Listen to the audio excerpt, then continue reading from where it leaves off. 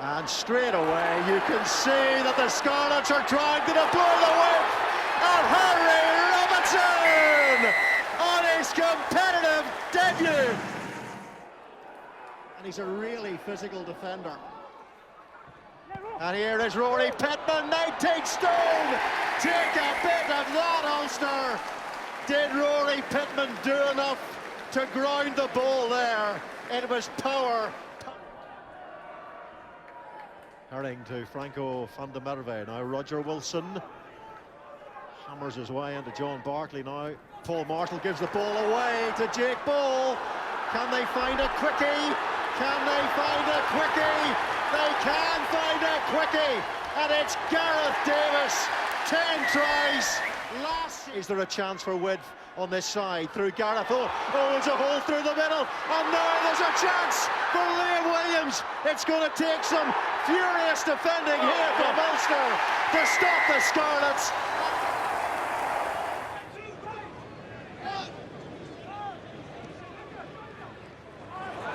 But that's loose, and it could be a hack downfield here.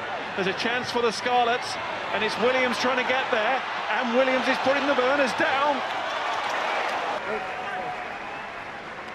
He's acting as the wing here, but it's all going through the centre.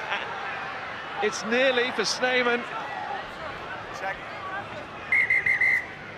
Wayne Pivac made 2 changes to the pack from their defeat in Dublin. Emmer Phillips, one of the men called into the side for the injured captain Ken Owens. The hooker made his mark in the first minute with the opening try of the game on this, his 100th appearance for the club. That set the tone for the match as Scarlets unleashed their frustration at earlier results on their Italian opponents. Gareth Davis, who scored twice in their draw against Ulster, was on form again. He crossed for his first try in the 15th minute, and making the most of his team's dominance of the set piece, followed that with another just before half-time, giving the Clonakilty... Liam Williams, who was a late withdrawal from the Leinster match, marked his return to the starting 15 by crossing the whitewash for a bonus point 4th try. Joe Sneijman followed that with his 2nd try in as many games. And with the Scarlets finally showing the ruthlessness they had lacked in previous encounters, Williams was back for his 2nd of the match with half an hour still to play. With the game all but won, Pivac made several changes, and while their defence continued to hold, Scarlets managed to score 1 more try. Gareth Owen crossed for their 7th of the game and his 1st of the season. With Rhys Priestland's conversion, the final score was Scarlets 43, Treviso 0. Couldn't have had a worse start. A few seconds after kick-off, the Welsh team, maybe still in try-scoring mode from their 43-0 win over Treviso last time out, put the ball in behind Edinburgh. The Scots fly half Tom Heathcote should have dealt with the bouncing ball, but Harry Robinson snuck in for the Scarlets' first try. Heathcote and Rhys Priestland traded penalties, but Edinburgh then conceded a 2nd try. Scarlets scrum half Aled Davis offloading to Liam Williams, who stretched over. The conversion took the score to 17-3. But they wouldn't get any more points for a while as Scarlets began to dominate. Rhys Priestland was successful with 2 penalties of his own before Scott Williams pirouetted through the Dragons' defence and then sent a floated pass to Gareth Owen for the home team's first try. Okay, guys. Dragons trying to get back into the game. Just a minute later, their handling failed them, and Owen put his boot on the loose ball. Christian Phillips was the man chasing, and the winger's pace took him to the line. No doubt about the grounding, but Dragons don't want to see that replay. Davis qui va peut-être écarter, il y aura sûrement au bout. Priestland qui peut servir Williams, repris à 1 mètre de la ligne, qui rampe et qui va aller marquer. Non, Davis encore. Et pour le premier essai, les Gallois signé qui peut transmettre directement sur Schindler et ça repart avec Priestland. Qui joue jusqu'au bout. Et il y a des intervalles. Le relais de Davis, Davis pour Priestland, et il y aura un essai, le deuxième essai gallois avec les cannes de Christophe.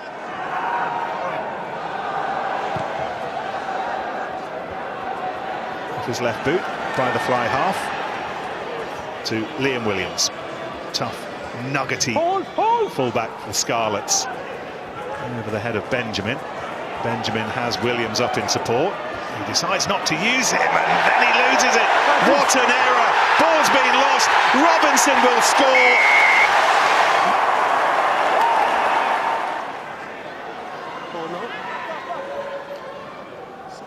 Giraldini Ball away to Youngs, who's looking as lively as anyone, but that ball's been given away to Davis, and Davis has a sprint for the line for the second try of the evening for the Scarlets. Both tries have been gift-wrapped in Tigers wrapping paper. Christian Phillips earlier in the match saw Stephen Hughes brought on from the bench for his Pro 12 debut, and the Wales under-20s captain marked the occasion with a try in the 60th minute, which Shingler converted. With Scarlets now leading 25 from the line and into touch, but it wasn't long before Scarlets wrapped the game up with the first try. With just 3 minutes left, the forwards took matters into their own hands, and Rory Pittman drove over to end the Warriors' resistance. There's Carty. It's down the middle of the field. Evans, just 20 years of age, started in the last 4 games, and it's bouncing for Shingler. Steve Shingler looks outside him. Well, it was a great start. Now it's a... Oh, it's been intercepted by Davis, and this will be the winner. Under the posts. That's the job his brother normally does, but it's not. Myhill. Davis. Priestland is looking for width. He's going in search of it now. And there's Williams for the try.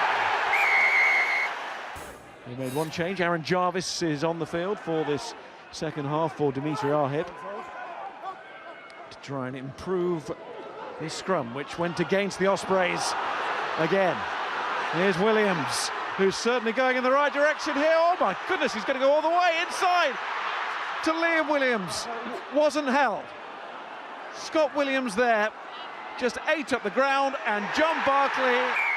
The Warriors dominated the next 10 minutes or so, but it was Scarlets who hit back. A loose ball was handed on to Liam Williams, who picked a superb line to break through and showed great strength to see off some Glasgow defenders. His try a bit nearer the... Simply to the front from Elias the hooker. Now can the Scarlets get a drive on to get everybody thinking in the ground, get their supporters going again. They might be able to here. They will. And the man who's played so well in this first half, Rob Evans, is the block that time. Jutsa from Parling's pass. Ben Youngs to Freddie Burns. He thinks there might be something here on the chip. But that's well taken by Shingler. And then Burns looked straight to the referee. Not sure how high it was, but as soon as Burns looked to the referee, I think we all sort of knew then. The referee playing advantage. Ball is hard to handle there, not for the first time in this second half. Here's Scott Williams to Regan King. Passing's good, passing's really good. And Robinson goes in, and again Rob Evans was involved with a lovely offload. And Harry for Leicester are surely going to go on and win the game, but they want to keep the Scarlets out for points difference. And there's Priestland, and there's Williams, must be scored, and it's Harry Robinson again. He's got a brace, he's going to make the kick easier. Alan Davis again switches direction. There could be an overlap here. Regan King on the left-hand side. Slight show and go to Tiny Thackenbow. He's over in the corner. Try Scarlets.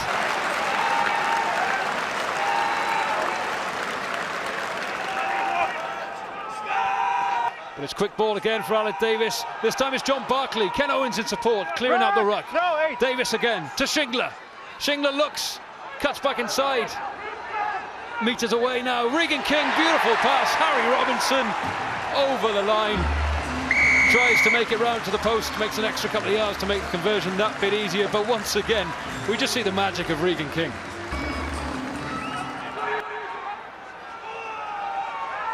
Connaught trying to get the shove on, but it's well held by the Scarlets, so they ship it up to the three-quarter line, and it's been intercepted. Jordan Williams, there is no one to stop him. No one will stop him. Over the 10-metre line, over the 22. Adeolokan is in hot pursuit, but no one will catch Jordan Williams on the short. Let's just speak for the... We're about a metre out now. Gareth Davis burrowing for the ball. It is there. Huge numbers on the right.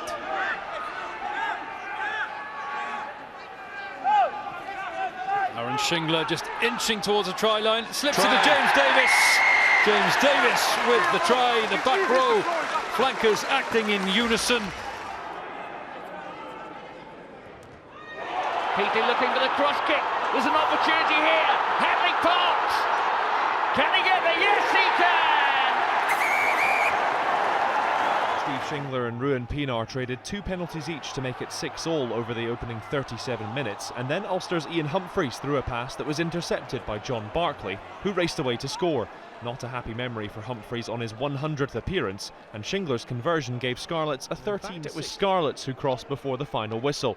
A long looping pass into the arms of substitute Christian Phillips, who got the try, which importantly got the away side a losing bonus point. Shingler converted, and it finished 25-20 to Ulster. Well, to make those critical extra couple of metres. Alan Davis once more.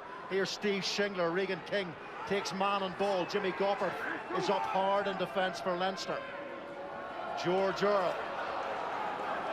So Scarlets, phase number 8, beginning to build up. Alan Davis on the inside for Harry Robinson, Scarlets' top try scorer this season. Here's Alan Davis, and it's Steve Shingler again. Now Regan King, soft, silky hands from Regan King to John Barclay for the Scarlets. Now Scott Williams once more. Steve Shingler, he looks for the width this time. Now Hadley Parks, keeping that ball available. Superb stuff. Jordan Williams is caught. Clearing out that ruck for Phil John to carry again. Phase number 13. This is how they scored the try in the first half. They kept their shape, they kept their patience, and eventually they took the chance. James Davis. Alan Davis waits. Steve Shingler and Hadley Parks and Regan King. And again it's Regan King who delivers the try-scoring pass for Jordan Williams to creep in the corner. Alan Davis to John Barclay. Now release Priestland to Steve Shingler. Rolly Pittman. He really does carry well. He's a huge man. Alan Davis, and it's John Barclay. That was brilliant. Little slip pass. And Barclay on the end of it. Here is Alan Davis, now Reece Priestland, James Davis, Rory Pittman, 19 stone, 6'5", and the telescopic reach. That got Scarlets going, and from a line out in their own half, they came alive. Flanker James Davis breaking through and showing good pace before handing on to the faster figure of Scott Williams, who made it to the line for his second Pro 12 try of the season. Shingler converted, and Scarlets had a 10-3 lead. 4 minutes after half-time, Zebre's hard work was undone with one pass.